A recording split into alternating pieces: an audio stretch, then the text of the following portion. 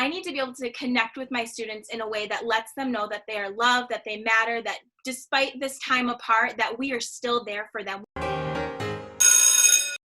Hi, I'm Abigail VanBuhler. I am the Michigan 2020 PBS Digital Innovator All-Star. Can you talk a little bit about what you immediately started doing as soon as you knew that schools were going to be closed? Well, when we kind of got the news, it felt so sudden. We had a meeting as a team, I believe it was that Friday or that Thursday, and before the order was that the schools were going to be closed for that short period of time, the first announcement, and I felt really like in shock and I felt disconnected from my students. And that Sunday, the night before the first video, I thought, I need to be able to connect with my students in a way that lets them know that they are loved, that they matter, that despite this time apart, that we are still there for them. We are thinking about them, holding love in our heart.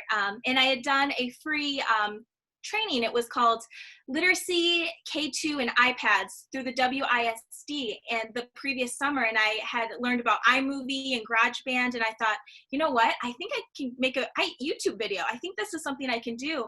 So I jotted down the important parts of our program that I wanted to be in that first video. Our community elements, focusing on social emotional learning. I picked one of my favorite books and I just started filming on our program iPad.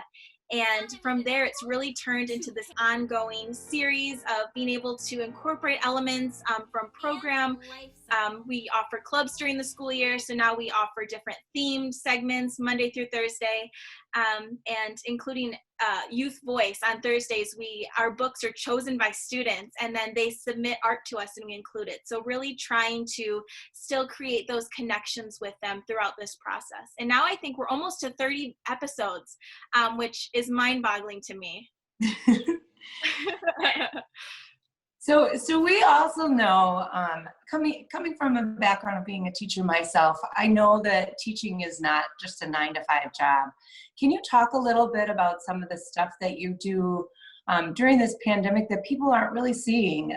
It's very clear to me, who has an education background, that you put a lot of thought even just into the background of your screen right there with Pete the Cat. But what are some other things that you're doing that parents and families might not see that you're doing in the behind the scenes as a silent hero?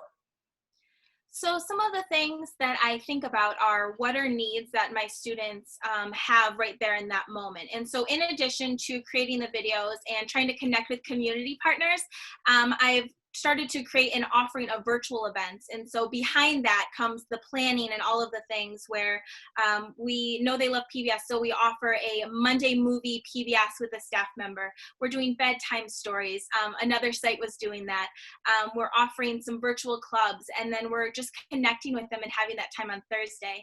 And in addition to that, just making sure to support the families by ordering supplies and trying to get them dropped off, and picking out books that they would be interested in and getting those dropped off. And so really spending a lot of time thinking about what is a way that we can have a big impact, not only just digitally, but also in person when we're apart. And yeah. So how much time, now you say you're lining up books and you're lining up PBS shows, and that stuff is not like right there at your fingertips. How much time would you say it takes you to find all of this stuff and to drop off? You're doing that with your own car on your own time? So I think I was just having a conversation with someone that I work with about the time that's spent, because in the beginning, the early videos, I was working like 12 hours. I would create this video, I would plan it out. So I create, plan, write out everything out. Then I would film, then I would edit, then I would upload. And that would take me 10 to 12 hours because sometimes the videos would crash and would re-upload. And so it can be challenging in this environment of having that that work time and home time balance, because often I find myself, there's so much need there. And so I honestly probably do 10-hour days and then maybe about 5 hours on the weekend. Sometimes I'll do like we have a STEM Tuesday episode this week where we built a tent. Well, I filmed that on the weekend. And then last week we took a visit to a local dam, the Barton Dam in Ann Arbor, and I walked with my dog. And so that was like a 4-hour filming, editing kind of thing on the weekend. So lots of time is going into it, but it's definitely a labor of love. being able to support and think about my families. They are always on my mind. And so it has been a helpful way for me to feel connected to them too, even though I am doing more hours than I normally do during the traditional school year. It's really helped me to be able to feel like I can connect to them and support them from home. I think that's amazing. And I think that a lot of teachers like you who have your heart into it are silent heroes right now. The fact that you're taking all of this time because you know how important it is to connect with your students is heroic. We want to thank you for everything that you're doing. And we want to recognize you as a silent hero. I wish we could pick all the teachers that are behind the scenes to recognize them as all-stars like you are.